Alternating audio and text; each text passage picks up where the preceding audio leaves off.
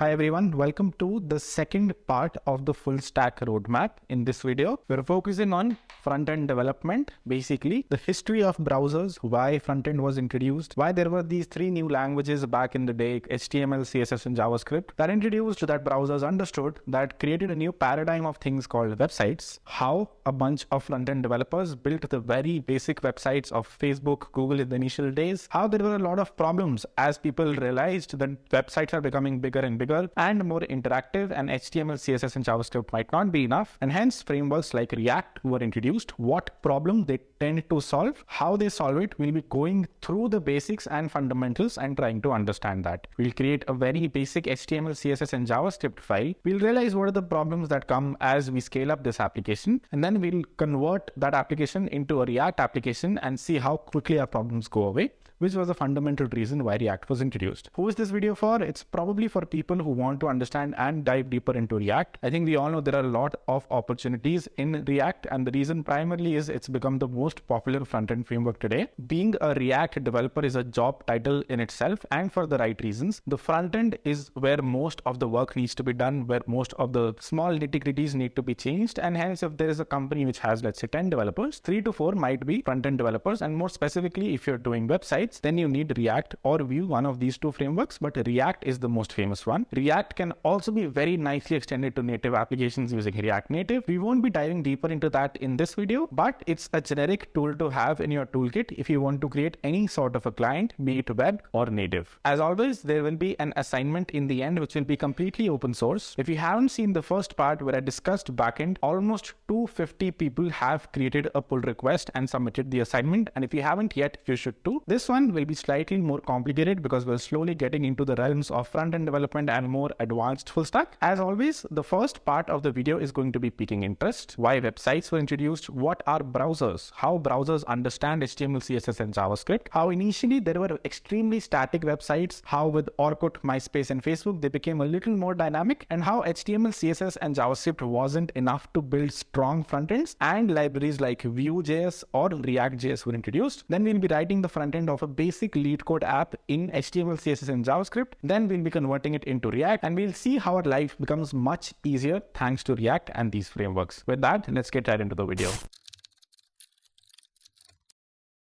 So to begin with, if you've seen the last video, I showed how the world is filled with a bunch of machines, and people slowly realized that these machines can talk to each other and hence started to create HTTP servers. Once these HTTP servers were created, people were able to share data across websites, and this protocol sort of defined the shape of the data that you can send and how you can send data. We saw in the last video, the popular formats for sending data were either JSON or a simple text format, but people realized if you keep sharing data like this, it's very hard for normal human beings to read. If you go to your browser, if you hit a certain website URL, www.google.com, you don't really want to see a JSON object here that's just gibberish and people don't understand it. And hence a group of people defined a standard.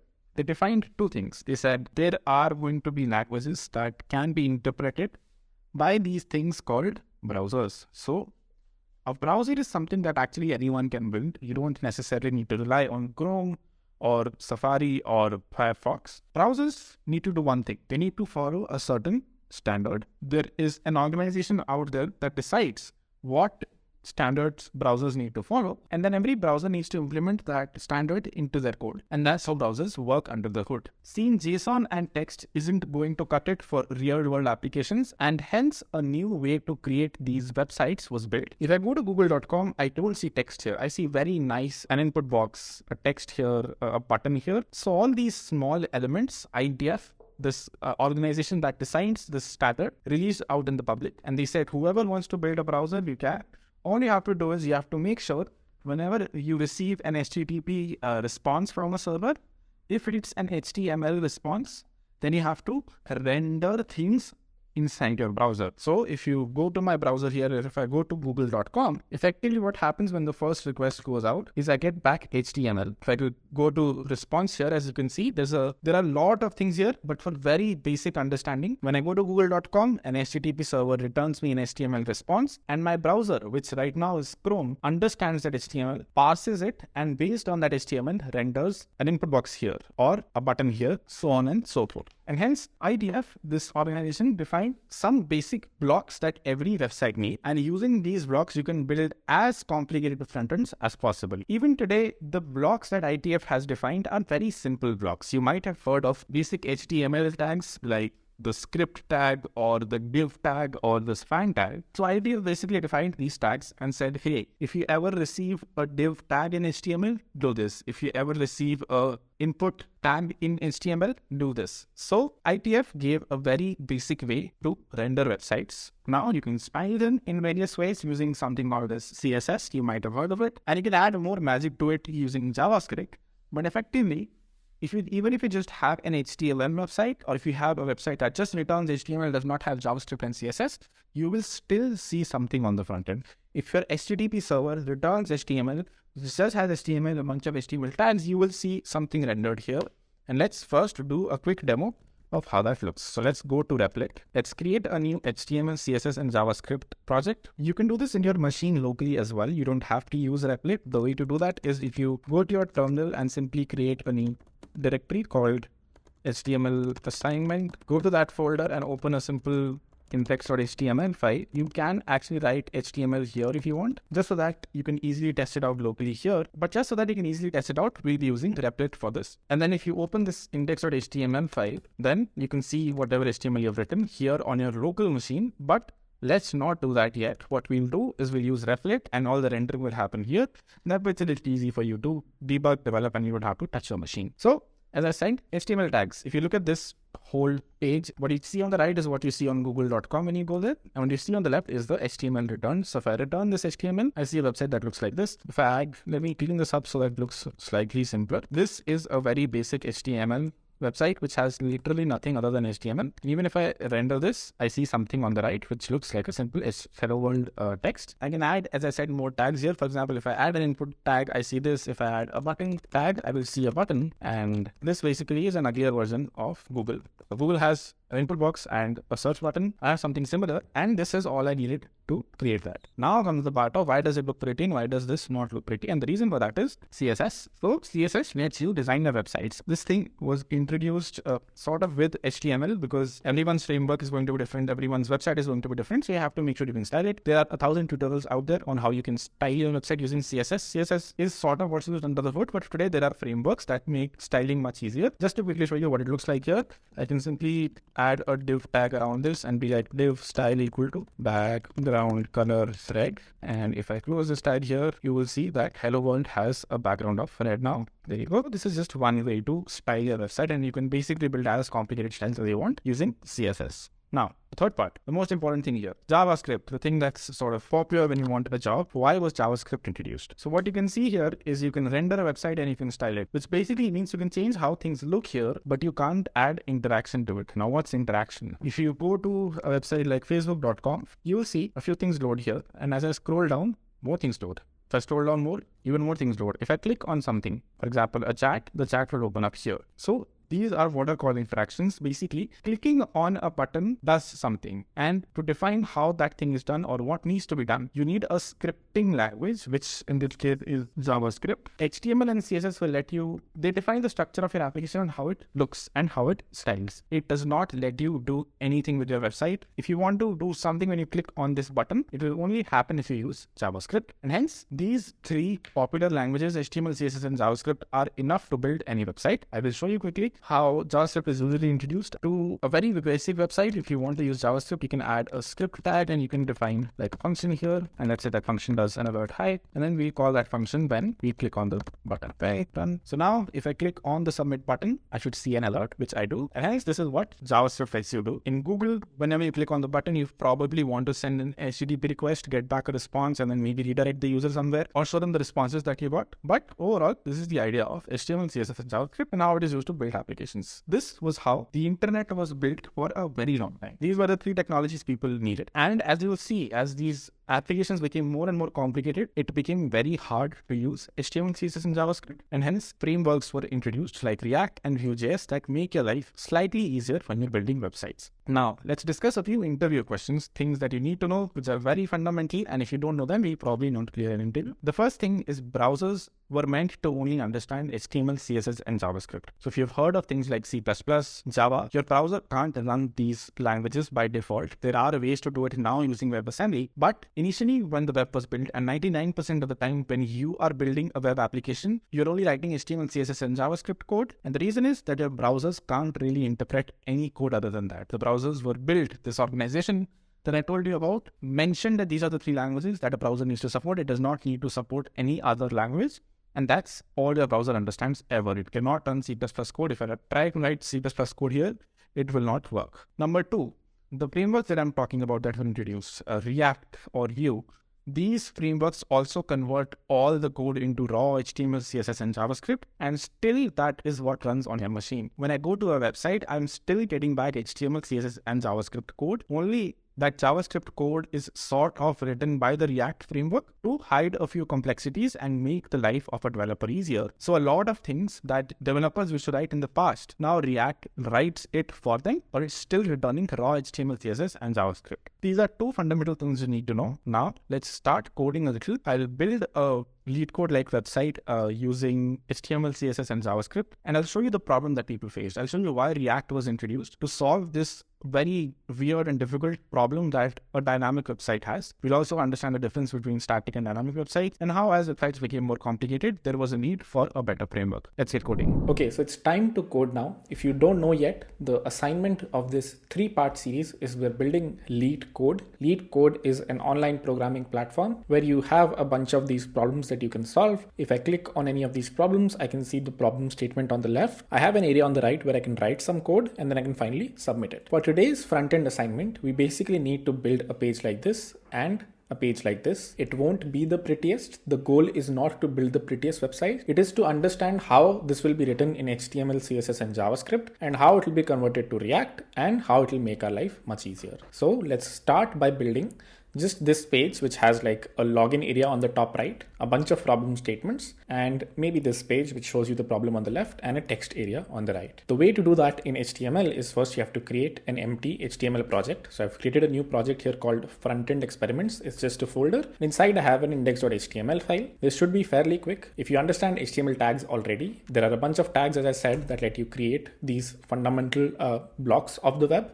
Specifically, we need a way for the user to sign up. For example, if I open this without actually signing up, it gives me an option to sign in on the top right. If I go there, I see two input boxes for my email and my password. I need to put them in, and then I'm basically logged in. So we need two input boxes. The way to do that in HTML is input type equal to text, and maybe placeholder here, email, and then the same thing for password. If I open this index.html file inside my Chrome, I see an email and a password input box. I probably also need a button that the user can click on to finally sign in. So this is a basic HTML form. Now, the important thing is we need a bunch of problem statements here. So let's try to create that as well. The way to create a single problem statement is creating a div and then maybe writing the problem statement name, which could be problem. Let's just copy it from here, and queens, and solution acceptance rate 65%, and difficulty, which is hard. Now let's make it slightly fancier. The way to do that is create like a table out of this. I think that's done using TD and then TR. Bear with me for 2 minutes. Let me just create a structure and then we'll clean it up, and I'll explain what I've done here. Okay, so I've created a table which has two problem statements right now.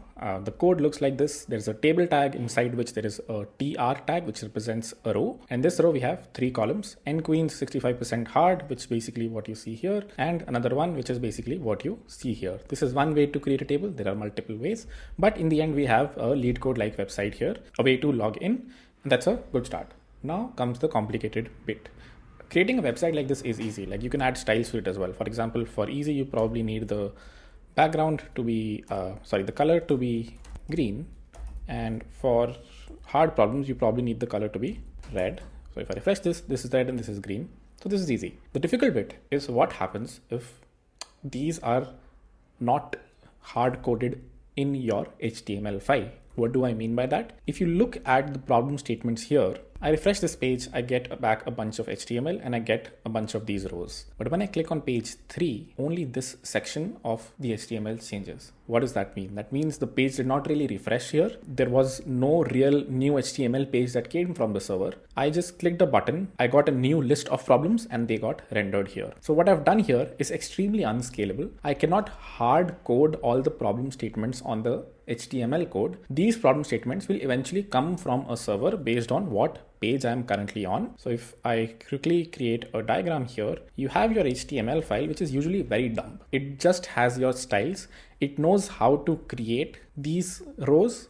That's what it should know. It should never know your data, because the data can change and data is never hard coded into HTML files. Data always comes from your backend server. If you've done the first assignment, we created a backend server in the first assignment where the backend server would return you all the problems and return you all the submissions. Hence, you can't really hard code these problems here. They actually need to come from a server. And then once they come, you need to render them on the screen. So your HTML should always be extremely dumb, should understand how to write all of these small sections, which I'll quickly introduce a new term here called components. It should know how to render these components. It should never know your data. The data will eventually come from someplace else. And hence what we've done here is not scalable. This is a good way to write a table row, but I shouldn't hard code these problems here.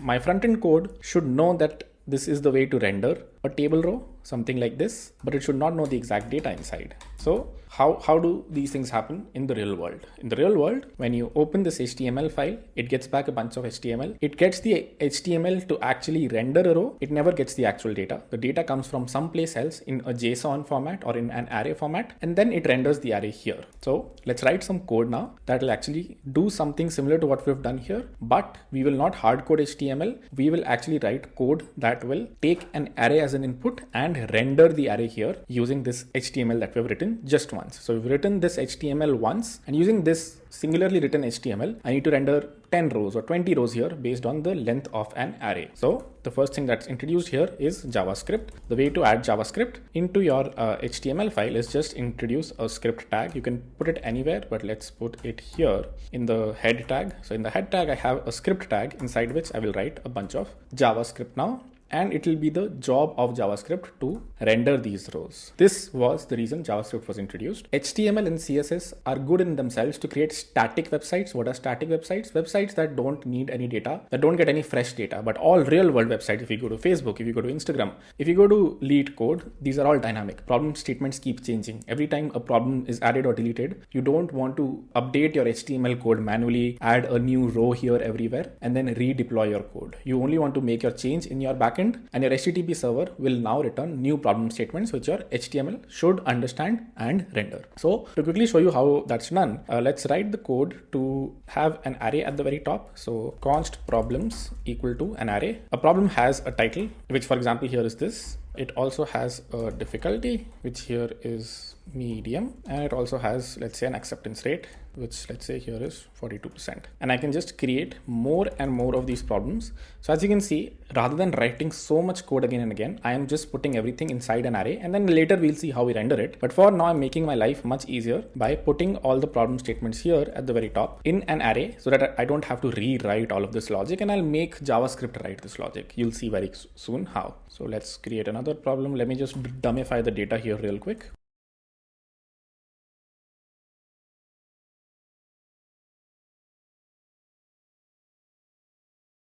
Okay, so I now have a problems array which has 3 problems inside it. Now I need to render these problems here in this section. I'm going to remove this HTML now, and now I have to rewrite this HTML using JavaScript here. The way to do that is giving an ID to the div that contains the HTML. So this is the div that if I put this HTML inside this div, it renders a row for me. I know that, right? This row is rendered inside this div HTML. Now I need to make sure JavaScript injects this HTML here. Why again? Why not simply copy this and keep having rows for each one of these, because this data is very dynamic. You can't hard code this here. Now you might say you hard coded this in the JavaScript. How is it any different from hard coding it in the HTML? The answer is I've hard coded it in the JavaScript right now. Eventually you will see this will not be hard coded in the JavaScript. This will actually be fetched from a backend server. In fact, if I go to leadcode.com, if I show you the network requests that are going out, if I change my page here from 5 to 6, you will see a request goes out that gets me the new problems that need to be rendered. Most probably this is the request. And if I look at the response, it gives me a list of these questions. So as you can see, I got something new from the backend. I got something dynamically in this website. This HTML did not know about any of these problems. It did not render any of these problems like this. It got back this array of problems and then it rendered it here. By rendering, it actually removed all the old problems that were here. When I change a page, all the old problems are removed, all the new problems are added here. And these are the constructs that HTML and CSS and JavaScript provide you. IETF, the organization that I talked about, they have given you the very basic constructs to create what is called the DOM. The DOM is effectively all this HTML, JavaScript, CSS that you see. It has given you the constructs to add an element, remove an element, and all of these things. And it is your job as a JavaScript developer, at least right now until we introduce React, to, as people change the problems, render new elements, remove the old elements, and do all of that magic. So let's quickly see how you do that. So as I said, you will get back the array from the server in an HTTP response. Just to avoid complexity here, I've hard coded the problems array here, but we can actually fetch some problems if we want as well. But for now, I have hard coded the problems here, and I'm going to add a function that will add problems, or let's call it render problems. It'll render problems where? Here. What's the way to do it? Well, effectively you want to insert this HTML with like the right values here, here, and here. And the way to do that is very complicated. And this is one of the reasons why React was introduced. But let's chew some glass and let's see how things were done in the pre-React era, where if you wanted to render a bunch of HTML using a variable value, it was so hard. And let's see how we do that. The way to do that is you first need to give an ID to the parent div that will contain all of your HTML. Let's give it the ID of problem-statements. This is the way to identify this div, and the way to identify it here in the JavaScript is document.getElement by ID and give it the ID name, which is problem statements. Const parent L equal to this. Now that you have the parent element, you have to create a bunch of children nodes and then insert them into the parent element. Bear with me for like 5 minutes. Let's create another function called create child element. Now the way to create such a child, the first thing is you have to create a table tag. So let's create that. Const table tag equal to document.create element table, and the table has 3 children. As you can see, the table has one child called the tr tag, which has 3 children, td, td, and td. So first let's define the tr tag as document.create element tr. If this feels slightly difficult or tricky, bear with me for just 5 more minutes. I will quickly write the way to render elements here using JavaScript. And then anyways, you will never use this in your life. You will use React, which basically does all of these things for us. I'm just trying to show you how things were done in the pre-React era, what problems React solved. You'll see all this code that I'm writing right now, React took away like this. So let me quickly write this and then take you through what's happening.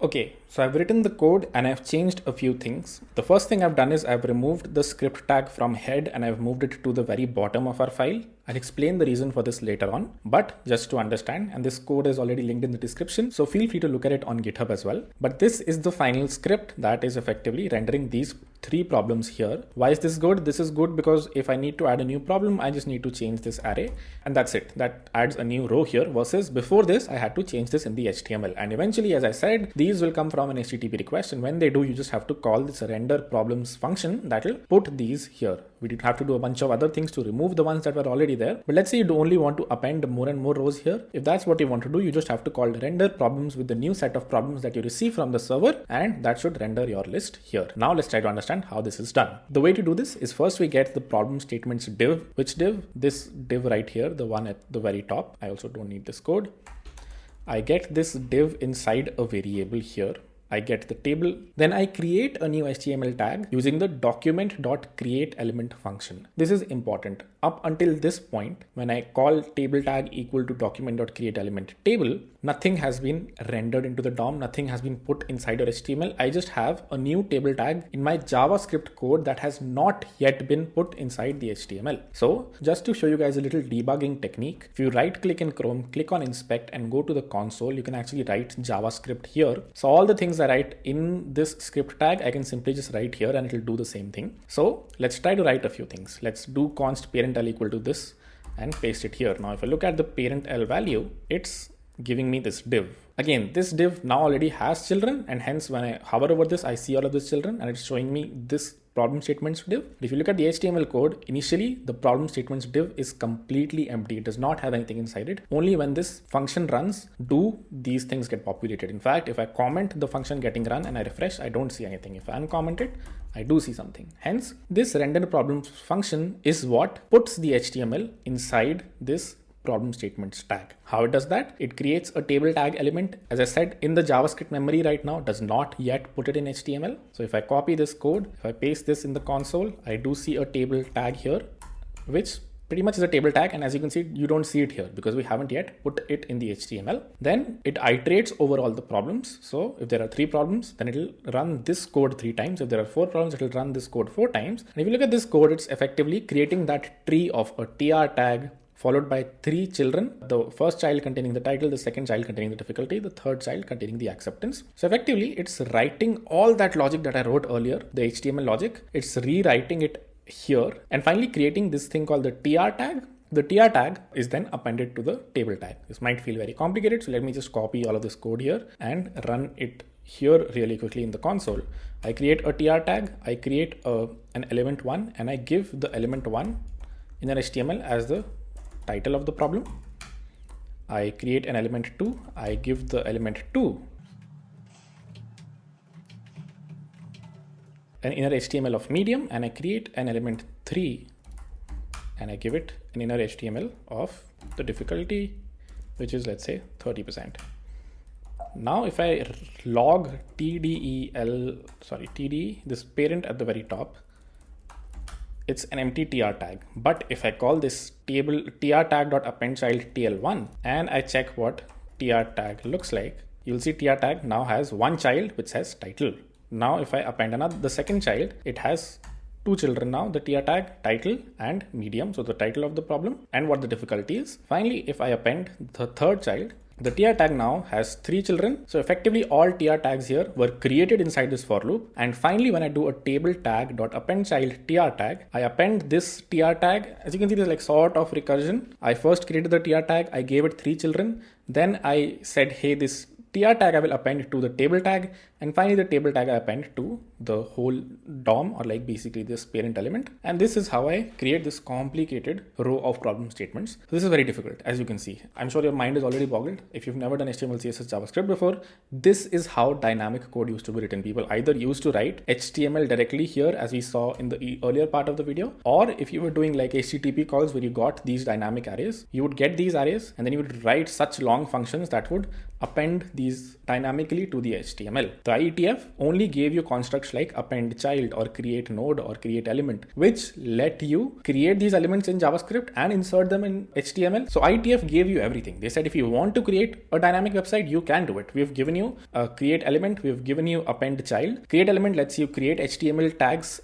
inside your JavaScript, and append child lets you append them to the DOM. So you can add HTML from your JavaScript, but as you can see, it's very, very difficult to do it. Now let's quickly create something like this. Basically pagination. What if people move from one page to the other? How does this thing get cleared and new set of problems get added here? So if you followed up until now, we've created a problems array. Let me create another array called problems2, which basically has the similar problems. Let me just change the title, title1. So now I have 2 arrays, problems and problem 2. Problems should appear if the user clicks on the first page.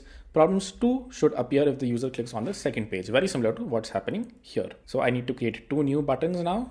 Let's put them here at the very top, right below sign in maybe. So I have 2 buttons now, button 1 and button 2. And the assignment at this point is if I click on button 1, I should see the 4 problems from problems 1 array here. And if I click on button 2, I should see the 4 problems from problems 2 array here. Try to do it yourself. There are a few things I haven't shared up until this point. For example, how do you remove these elements before adding the new ones? So first try it out. If you can't do it, come back to it. Give yourself at least like 10-20 minutes to try it out. I think it should be fairly easy to implement. But if you're not able to, then let's get right into it. I need to now make sure clicking on a button does something. The way to do that is adding an on-click handler here. Button on-click render problems 1, and the second one can be button on-click render problems 2. So I've called 2 functions here based on which button is called. Let me define these functions here. First one is going to be function render problems 1, and the second one is going to be function render problems 2. And what these functions need to do is they need to basically render the problems. We have written all the logic here, but they need to maybe pass in the problems as an argument. So the first one needs to pass in simply problems, and the second one needs to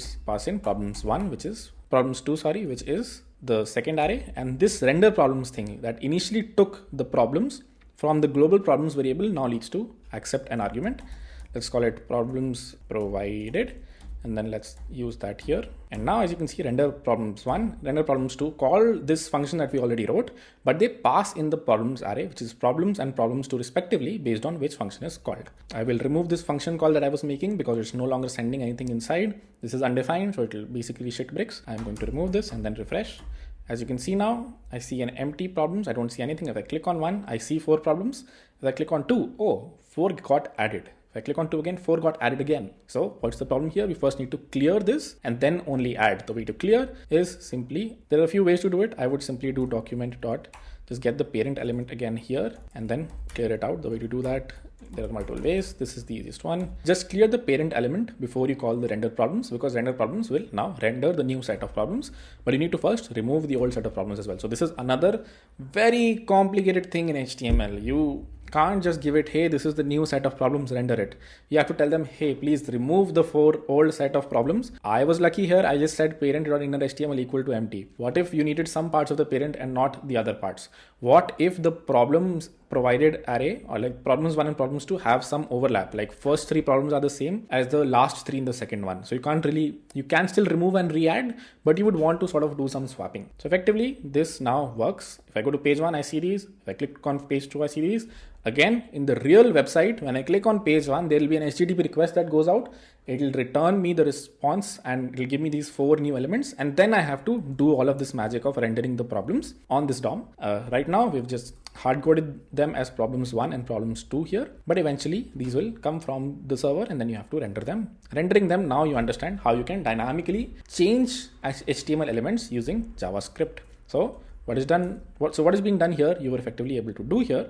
And the way to do that was first get this parent div, then remove all of the things there, the thing that we've done here, then call the render problems function, which again gets the parent element, then creates a table tag in memory, then creates the table children, and then one by one appends them to the table tag, then appends the complete table tag inside the parent element. This might feel easy, which it isn't in itself, but as you create more complicated front ends, for example, this thing, your head will burst if you have to do this manually, if you have to do this like this, if you have to use the very basic constructs of HTML that IETF provided you and rewrite all of these things. So this was the problem up until the longest time, and I have written JavaScript files like this. I have written front-end projects that used to do this parent.get element and append and remove things. This is hard. People realize this, and hence there was the advent of front-end frameworks like React and Vue.js and a bunch of others. These came up with the solution.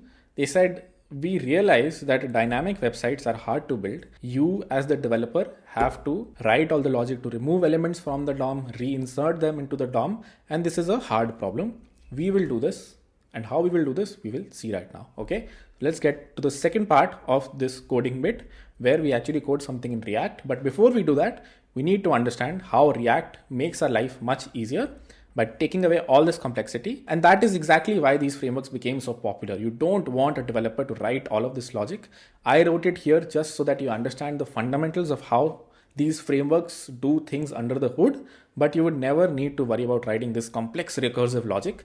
Like, this is just the start. As you get more complicated children or more complicated front ends, this gets really hard to do by hand. So let's get into what is the basic principle of front end frameworks and how they solve this problem. Okay, everyone, this is the most important part of this video. If you haven't paid attention up until this point, that's fine. If you want to do React generally in life, there are 1,000 tutorials out there. A lot of people don't even understand HTML, CSS, JavaScript and directly go into React, which is also fine. But just understand the things that I'm explaining in this part, because this will clear a lot of fundamentals and save you a lot of trouble in the future. With that, let's get into this part. So as we saw in the last part, every website usually has a bunch of variables, a bunch of things that you see on the website. For example, on lead code, you see a bunch of problems here. You see a few sections at the top. If you go to the problems page, you see the problem on the left. You see a default solution on the right. You see the bunch of languages that you can choose from. These are all usually things that come from an HTTP request. There are other things as well, but for simplicity, think of it this way. Everything that you see here, the description, languages that are available to you, this description, when you click on C++, come from a server in the form of such a variable. Could be an array, could be a simple object, could be a string, could be anything, but these are the variables you have access to from the backend. You don't have access to how they are rendered on screen. How do you render them on screen? You render them on screen by writing logic like this. That's at least how it was done in the pre-React era. But then a bunch of smart people realized this. They said every website can be broken down into two parts, the state and the components. This is the gist of every front-end framework. What every front-end framework says, it says usually websites are built this way. The backend gives you some variables, for example, these problems variables. You get them, you have to write the logic and convert them into HTML. This part they mentioned as the state, which is basically a bunch of JavaScript variables, no HTML. What would be the state in this website? Well, in this specific page, it will be the title. So it will look something like this. If I have to write the state, it will be something like const problem equal to title. Apologize for the half empty title, but you get the point. Examples, which is an array, which has either an input, output, and an explanation, default code. So I've quickly written the state of what this page should look like. So you can see it has a problem statement here. It has a title, it has a bunch of inputs, outputs, and explanations, and it has a bunch of default codes for every language. The state can effectively be defined in these set of variables. Title, which is this whole thing, the examples, which is an array of input, output, and explanation, and the default codes, which is an object. The key is JavaScript. The value is this string. If I go to JavaScript here, the thing that I see here is stored in this variable as a string. Same for Java. And you can add all the other languages here. Effectively, this state is what changes in every problem. As you can see, if I open another problem, effectively, the HTML is similar. The state is different. Hence, for every problem, you can, when you go to a problems page, you can fetch the state in the form of these variables, and now you just have to somehow render them on this screen. But effectively, the state is what changes for every problem. If I change this problem, the state changes, these titles change. What does not change? The components don't change. The components remain the same. The way the thing is rendered remains the same. What is rendered inside changes, and that's the primary thing you need to understand when you're writing big projects using React, Vue, generally using front-end frameworks. What front-end frameworks say, they say most websites have reusable components. The state, however, across pages changes. So you can define your website in two parts, the state and the components. More specifically, you can define every page of your website in two parts, the state and the components. On this page, the state would have an array of problems. And if I go to page 3, the state changes, but components don't change. And hence, the premise of every front-end framework is, give me your state, give me your components, and I will write the logic of rendering them. I will write all this logic that we just wrote to remove elements, add elements. The front-end framework will write that logic. It will manipulate your DOM, your document object model, this thing that you saw right here. The thing that I manipulated using the console, all the create elements I had to do. The front-end framework says, I will do it for you. You give me two things. You give me how a component should be rendered, and you give me inputs to that component, which effectively is the state. Okay, that's the gist of every front-end framework. And that's also the gist of every website that you go to. If you go to Instagram.com, every post effectively can be defined in a state that looks something like this. Const posts equal to an array. There is an image URL of a post. There is the username of the person who posted it.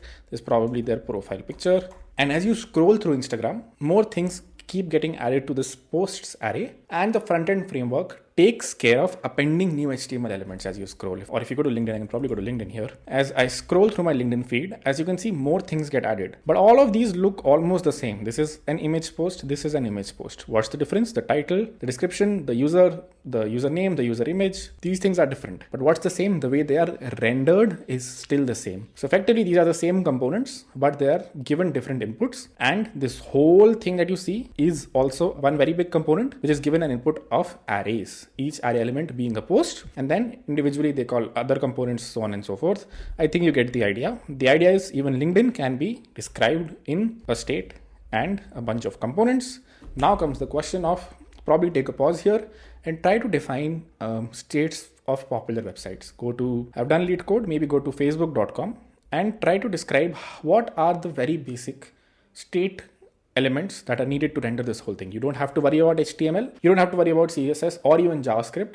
You have to just worry about the data. What is the shape of the data? That would be enough to render this website. How the rendering happens is a different question altogether, but what is the state, the minimal state that's enough to render this whole page? On this page, for example, the number of notifications is also a state variable. The number of network notifications is also a state variable. My name, if I click on this, it says Harkirat Singh here. All of these need to be part of the JavaScript. They usually will come from an HTTP call, but need to be part of the JavaScript state, and the rendering happens through the front-end framework. Cool.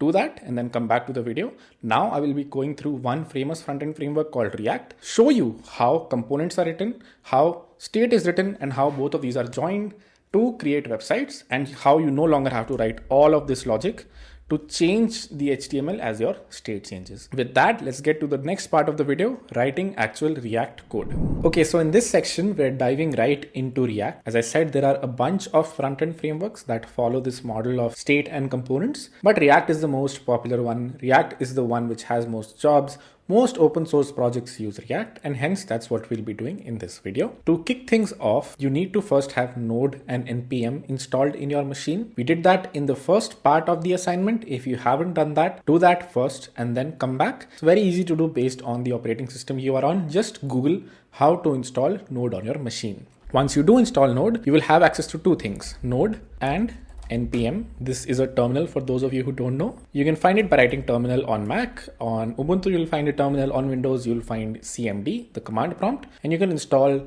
something called WSL on Windows that lets you basically use Linux commands inside a Windows machine. Now that you've installed NPM and Node, make sure you see some output when you type NPM here. Once you've done that, just paste this command in the folder you want to work with. So I'm in the /frontend folder of my machine. Feel free to go to any folder and run the command npm create white at latest. It'll ask you for a project name. Let's call it lead code frontend.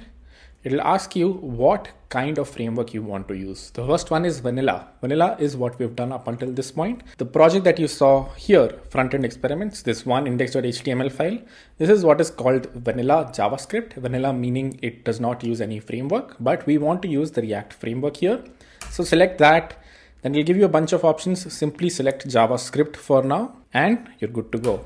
A new folder was created called lead code frontend. Go in there. If you look at the files there are a bunch of files.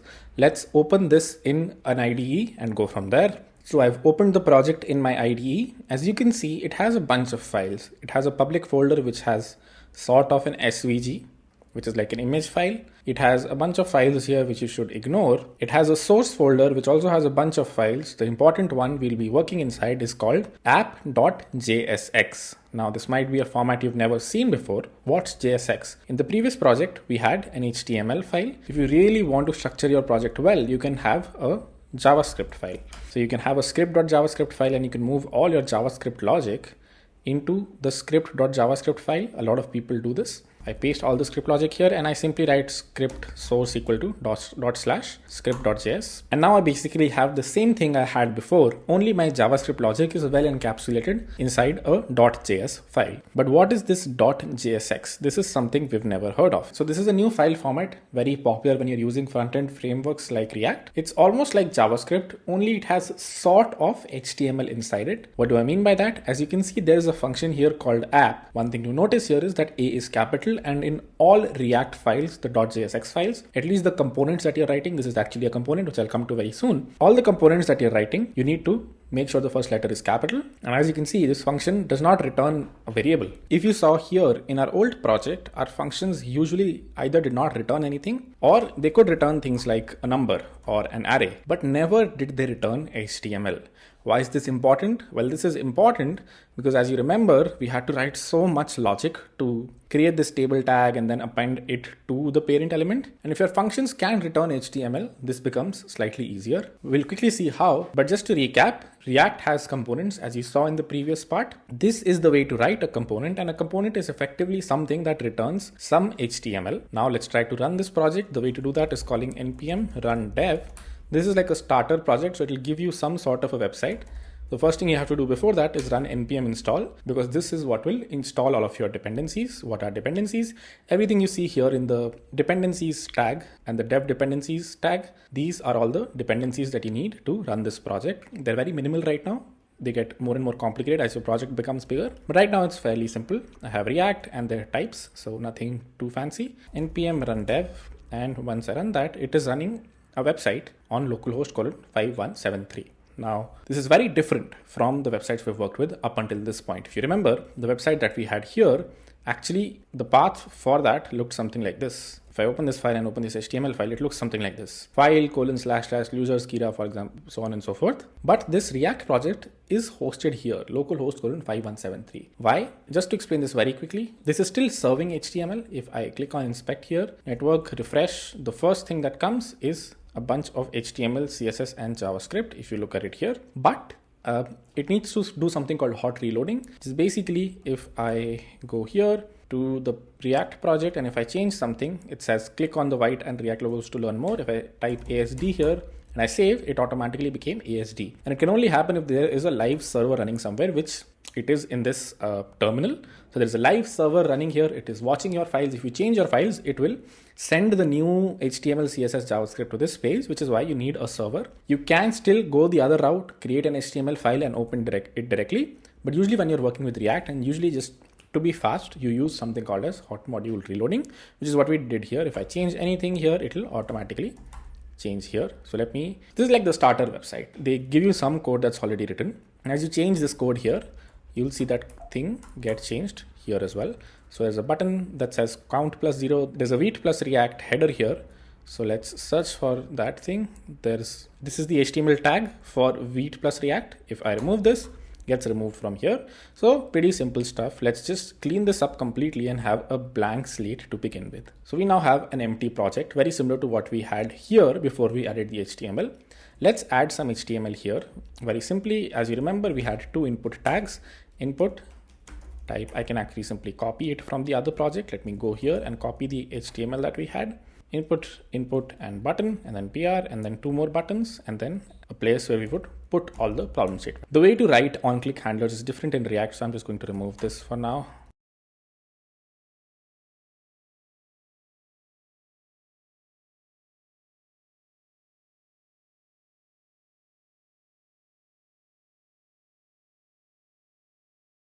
And the way to write style is also different. So let me remove this. And now we have pretty much the same thing we had here, only we have it inside a React project.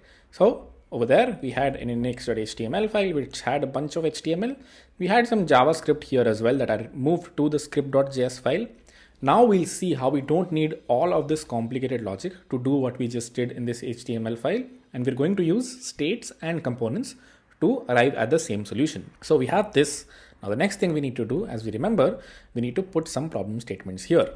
The problem was that the way to do this in native JavaScript was you had to read the variable and then do a bunch of append childs, basically manipulate the HTML DOM using JavaScript.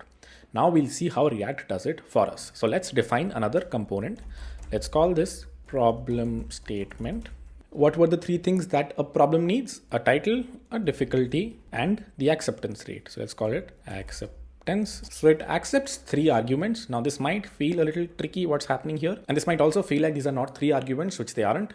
Let's just replace this with props. So a very common name to give to props that you're passing inside a component. So every component will accept a state and it needs to render based on the state that it got. More specifically, the problem statement needs to render a row that looks something like this, and hence it needs to accept 3 things: a title, which will be stored in props.title, an acceptance rate, which will be stored in props.acceptance, and difficulty, which will be stored in props.difficulty. So we have these 3 variables. Bear with me for a little bit. This might feel weird. The component above simply returns HTML, while this component has a bunch of these variables defined, but bear with me for 5 more minutes. Here we will return basically the same HTML as the HTML I wrote here initially. So if I keep pressing Command Z, and if I go back to the initial state where I defined that row inside HTML, I defined a problem statement row. Inside HTML, I did not write any JavaScript. Okay, I've gone back and I couldn't see it. But if you might remember, it looked something like this. It had a TR tag, and then inside it had a TD tag. And there I had, over there, written the problem name. Over here, I'll write something like this: title, acceptance, and difficulty.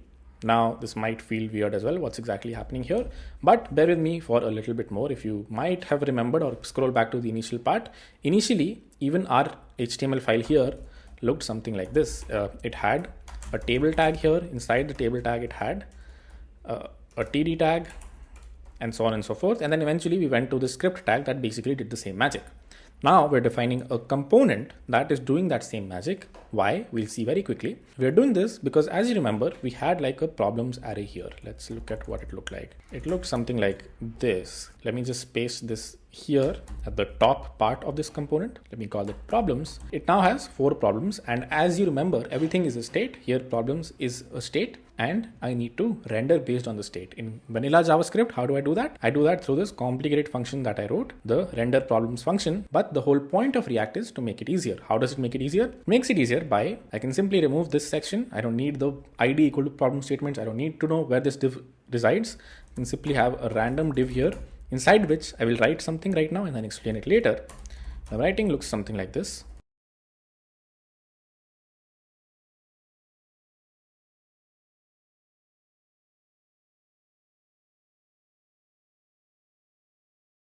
So I've written something here. It looks something like this. I have an encapsulating div, which we can work without it as well, but let's keep it here for now. And then this problems array that I had, and I call problems.map. If you don't know what .map does inside JavaScript, you should first understand that. It's basically used to convert an array into a different sort of an array. Let me quickly show you what that does. If I write node here, and if I define a new array, const arr equal to 1, 2, 3, and if I do arr.map x into 2, it will create a new array in which every element is multiplied by 2. If I do x into 3, it will create a new array in which every element is multiplied by 3. So it's a way to convert one array into a different array by doing an operation on every element of the array.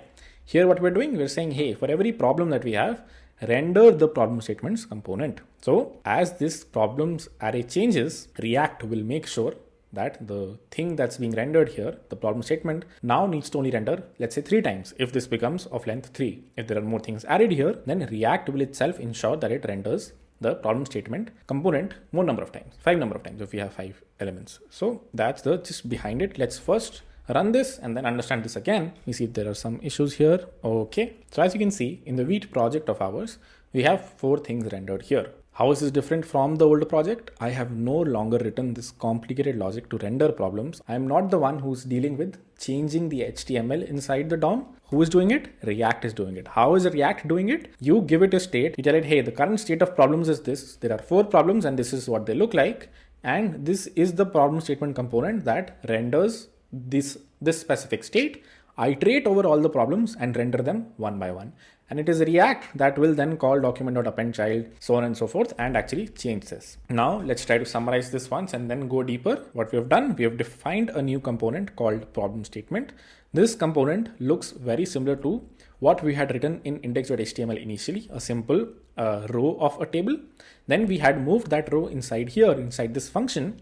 This function now had JavaScript to construct that row using these tags, using the document.createElement, and then iterating over all the 3 elements and then adding the tr tag there. We've done the same thing here. We're adding the td tag one by one. Only we've told React how to do it. We've told React, hey, a single component looks like this. These are the 3 inputs it takes and it renders like this. Now render all of them, iterate over this array, and then render all of them one by one. Why is this extremely powerful? This is extremely powerful because now I just have to change the state. As I change the state, it'll automatically render more or less components. It'll take care of removing and adding things to the DOM. How it does that is a different story. But now all of this task is offloaded to React. And React has to deal with the state changing and re-rendering. Very important thing to do now is make these functions work. So we had a problem 1 and we had a problem 2. Let's copy those over from this project. So we have problems. Let me rename this to problems 1 and we have problems 2. We have 2 arrays. If I pass in problems 1 here, it will render the first 4. If I pass in problems 2 here, it will render the other 4. Now I should change them based on what button is clicked. And the way to do that is through state variables. Now, a very, very important concept. What we have done here is not right. Defining an array like this is not the right way to define your state. The reason is, if this array changes, React will not re-render. I repeat, React will not re-render if I can simply change the problems array here. Let me take a step back. Let me press Command C a few times. We have a single problems array here and we are rendering all the problems here. Let me add a set interval here if you've heard of it. A set interval basically keeps calling a function at an interval. Let me call a function every 3 seconds. And what this will do is it will push something to the problems array. It will push a new problem. Let me also add a log here so I can show you guys that this is actually happening. Now I'm pushing more elements to the problems array every 3 seconds. That should mean every 3 seconds something new gets added here. If I refresh and I look at the logs, 1, 2, 3, nothing really happened. Set interval. So if I look at the logs now, 1, 2, 3, and added new problem got called. It got called 3 times for a very weird reason, but the point is this code did run and we pushed something to problems, but I don't see more problems here. Why? If you can tell me that, then you get brownie points. If you cannot, that's the whole thing we need to understand. We need to understand how state is actually stored in React. React does not react to any global variables, any JavaScript variables. Anything that you have not explicitly told React is the state, it will not react to it and hence it will not re-render components. Here, problems is a very simple native array and JavaScript is like, I'm not watching this array. I don't care if more things get added to it, removed from it. If I start watching every variable that's out there, I'll pretty much not be very performant. And hence, if you want to define a state variable, you have to do it like this.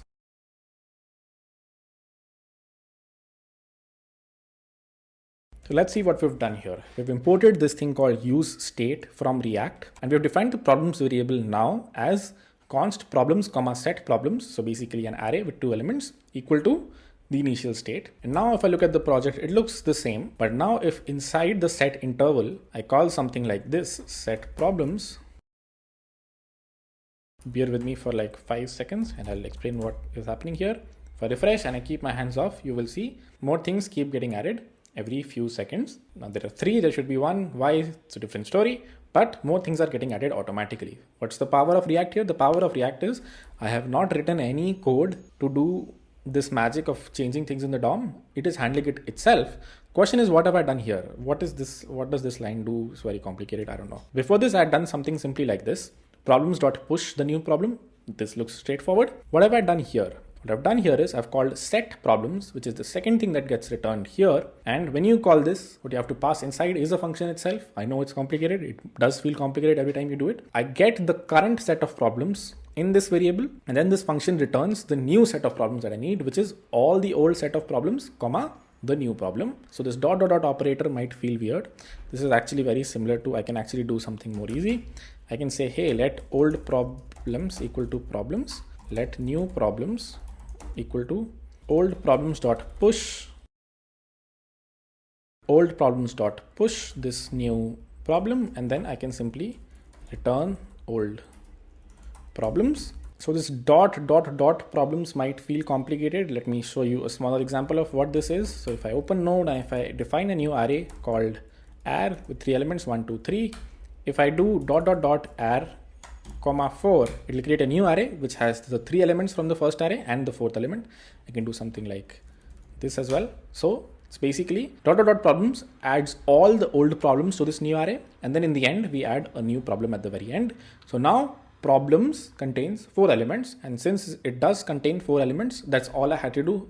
I just had to change the state variable, and React understood that the state variable has been changed. It's now watching the state variable because you've defined it using useState, and it said, okay, where is problems being used? It knows it's being used here.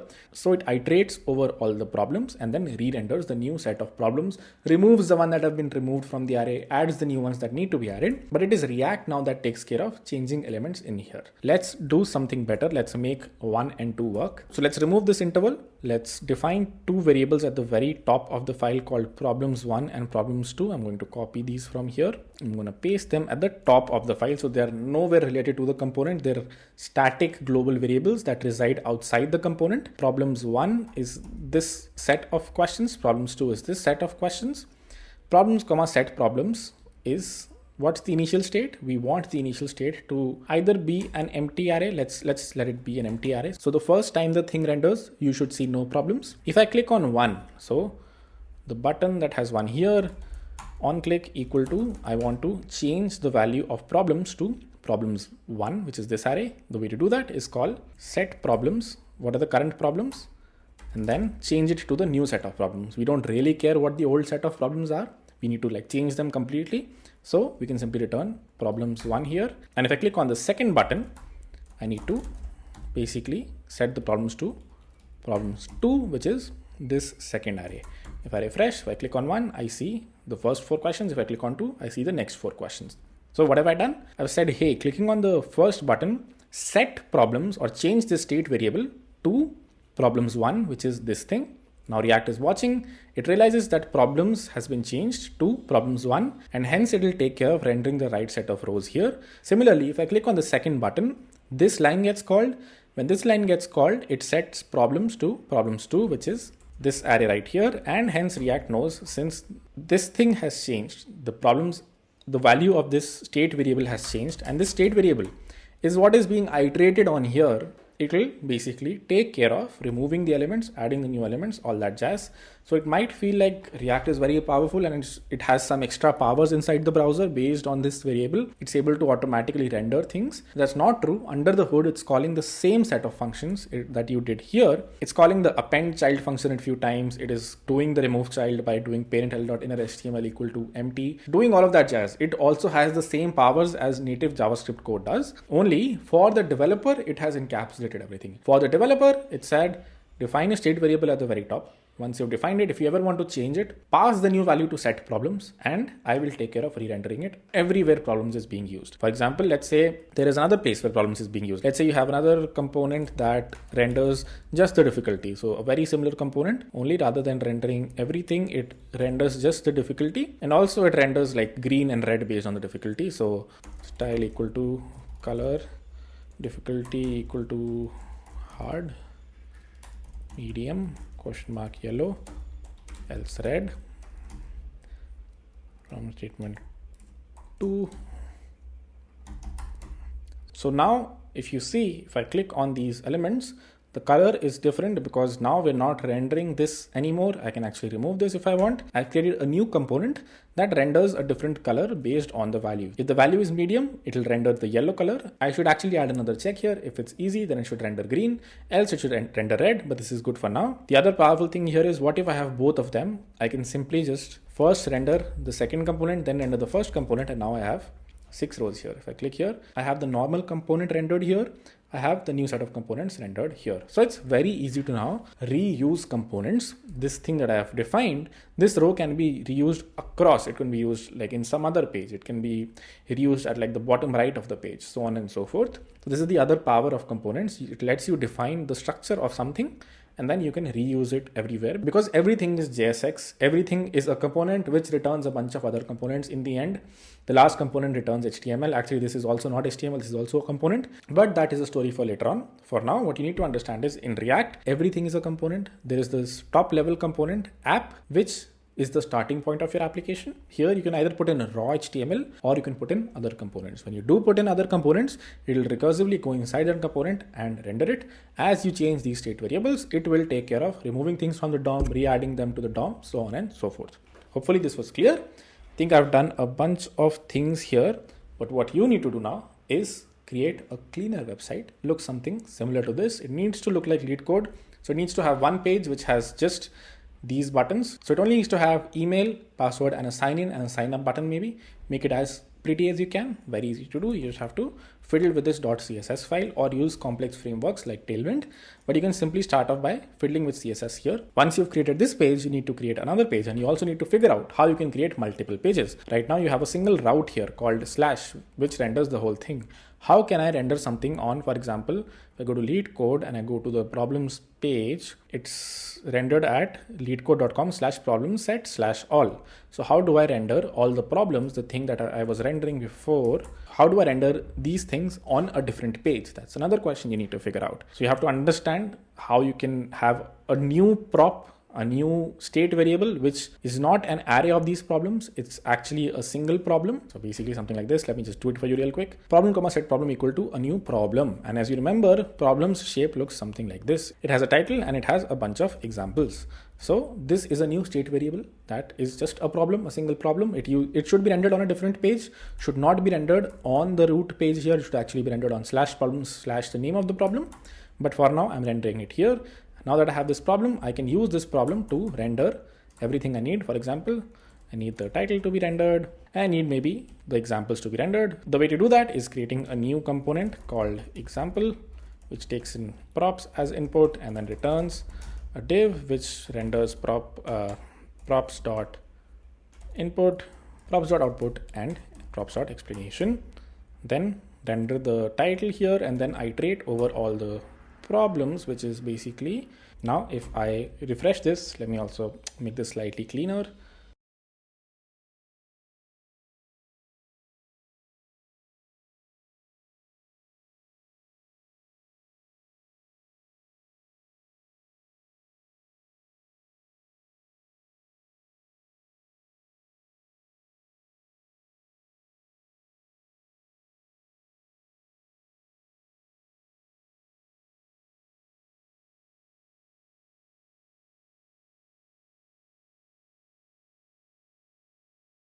Okay, I've cleaned it up a little. There's a title at the very top. There is input, there is output, and the explanation of the problem. Very similar to what you see here. There's a title, completely missed the description. Forgive me for that. I can also add like examples one here, clean this up.